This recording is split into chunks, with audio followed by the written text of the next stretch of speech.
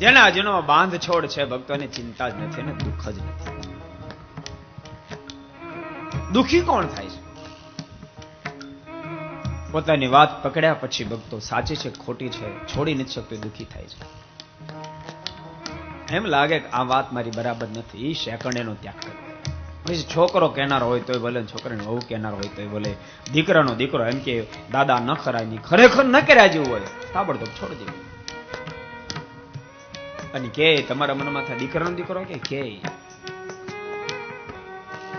અમે એક દિવસ પધરામણી કરવા ગયા હતા.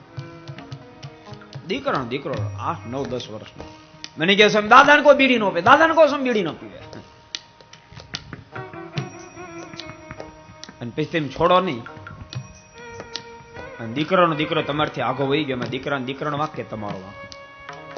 કોનો વાંક? બાંધછોડ કરશો, જીવનની મજા આવી જશે.